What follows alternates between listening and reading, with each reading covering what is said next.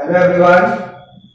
आज हम सभी intermediate class 12 UP board short story का सेकेंड चैप्टर स्टार्ट करेंगे। टॉपिक है समरी डिस्कशन। सबसे पहले तो समरी को सेटअप करेंगे, फिर चैप्टर रीड करेंगे, आफ्टर दैट उसके क्वेश्चन आंसर क्लियर करेंगे।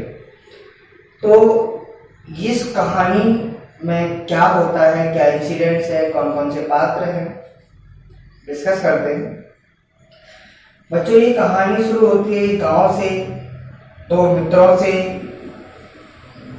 एक का नाम है गुरुनायक और दूसरा उसके मित्र का नाम आंसर नहीं है। तो ये दोनों मित्र एक बार आराम से बैठते हैं एक जगह और ड्रिंक वगैरह कर लेते हैं, और ड्रिंक करते करते इनका आपस में झगड़ा हो जाता है। झगड़ा हो जाने के कारण गुरु नायक को उसका मित्र चाकू मार देता है, चाकू भोंक देता है उसके शरीर में और मृत समझकर उसको उसमें कुएं में ढकेल देता है। और कुएं में ढकेल देने के बाद इस डर से कि मुझे सजा ना मिले, गांव से ना निकाल दिया जाए, बहुत सारी चीजें उसने अपने दिमाग में सोची और तुरंत ही उसी रात अपना गांव छोड़कर चला गया। अपना गांव छोड़कर वो एक शहर पहुंचा। तो अब उसके पास कुछ ना कुछ तो काम होना चाहिए। तो शहर पहुंचने के बाद उसने अपने आप को एक ज्योतिषी बना लिया। ज्योतिषी दैट मीन्स एस्ट्रोलॉजर। उसने अपने लिए एक ज्योतिषी का वेश धारण करना उचित समझा और एक टाउन हॉल पार्क में सेटअप कर लिया अपना बिजनेस। बेहतरीन तरीके से अपने आप को उस वेशभूषा में तैयार करना। एक उसके पास स्क्वायर साइज यानी वर्गाकार आकार का कपड़ा था, कुछ उसके पास कोड़ियां थी जो खेलते हैं हम लोग, भस्म लगाए रहता था अपने माथे पर, भगवा रंग का कपड़ा भी धारण किए रहता था अपने सिर पर। मतलब जितने भी आर्टिकल्स होते हैं उसके बैग में वो सब कुछ रखता था जो एक ज्योतिषी के पास होने चाहिए। वो सब कुछ रखता था अपने पास।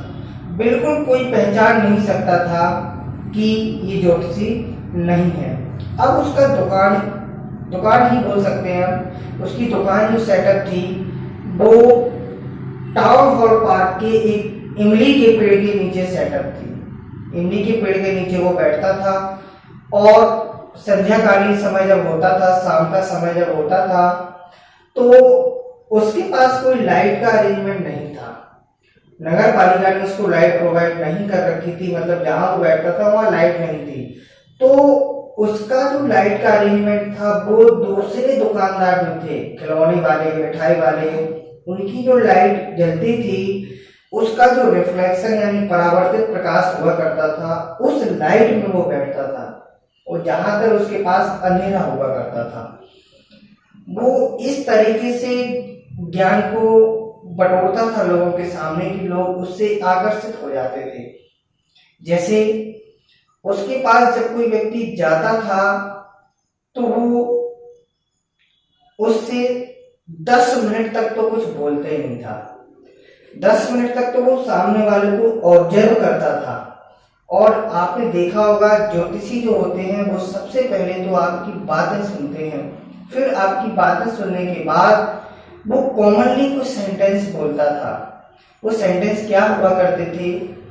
वो सबसे पहला क्वेश्चन किया करता था कि आपके दूर के रिश्तेदार में कोई औरत है जिससे आप काफी परेशान हैं, उसका स्वभाव आप सभी के लिए ठीक नहीं है, आपके परिवार में ऐसी समस्या है, आपका स्वभाव चंचल है, आप प्रगति तो करना चाहते हैं लेकिन बहुत सारी बाधाएं आप में आ जाती हैं, आप हार्ड वर्किंग है, आप मेहनती हैं। ये सब कॉमनली वर्ड्स होते हैं ज्योतिषी के। तो उसने वही बोला करता था।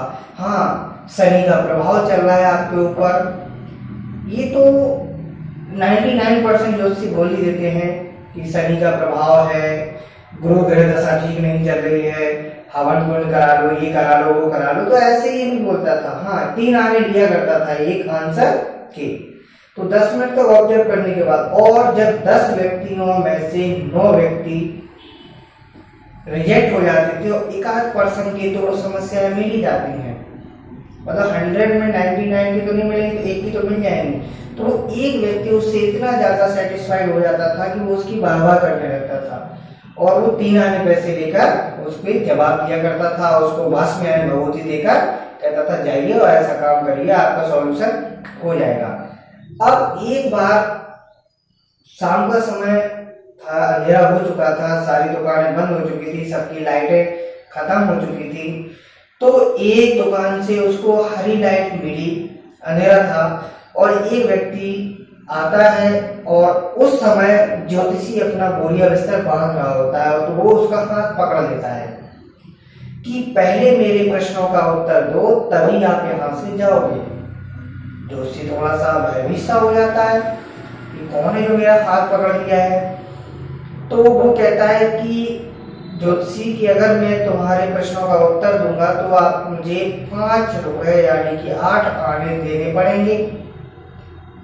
तो ऐसे ही आपस में दोनों की डिस्कशन चलता रहता है और लास्ट में रजामंदी हो जाती है, सेटिस्फाइड हो जाते हैं और उनकी कंडीशन रख ली जाती है कि जोशी कहता है कि अगर मैं आंसर दूंगा तो आप मुझे डबल लोगे, नहीं तो आपसे मैं कुछ नहीं लूंगा और चला जाऊंगा।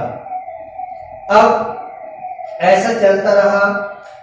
तो ज्योतिषी से जब उसने पूछा कि किसने, जो अजनबी व्यक्ति आया था जिसने हाथ पकड़ा था, वो व्यक्ति पूछता है कि मैं जिस चीज की तलाश में हूं, जिस व्यक्ति की तलाश में हूं, वो मुझे कब मिलेगा या वो मुझे कहाँ मिलेगा।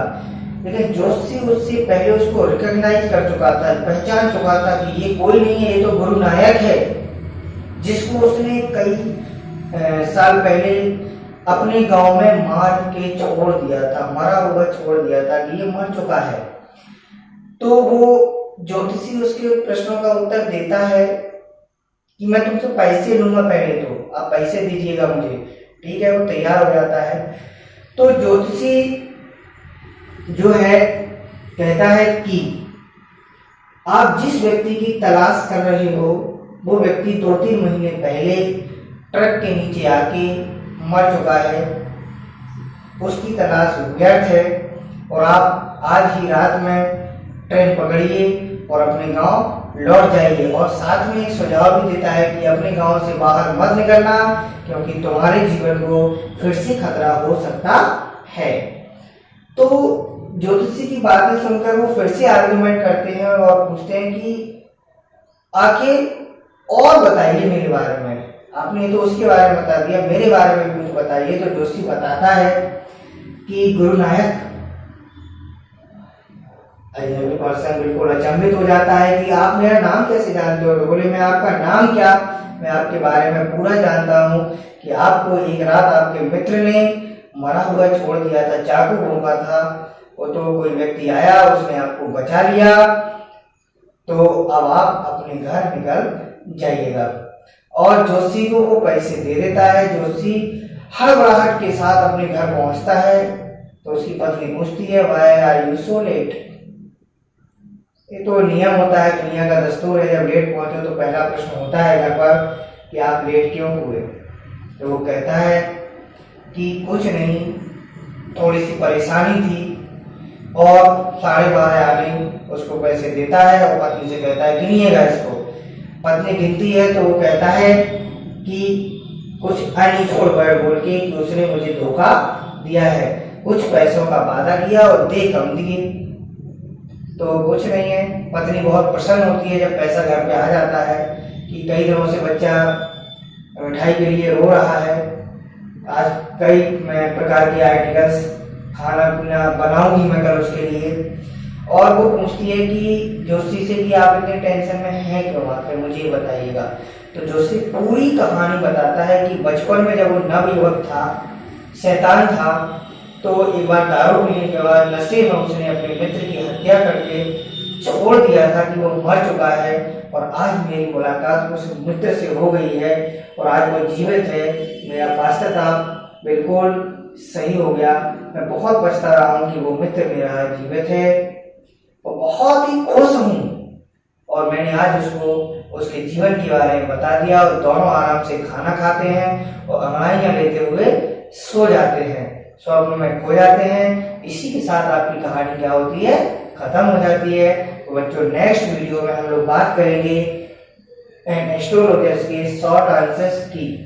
बहुत इंपॉर्टेंट है, इसमें आपसे एस्ट्रोलॉजर्स के बारे में पूछा जाता है कि वह सिचुएशन को कैसे हैंडल करता था। तो आप अच्छे से सभी को ध्यान से सुनिएगा और पसंद आए तो आप लाइक कमेंट शेयर जरूर करिएगा। Thank you very much.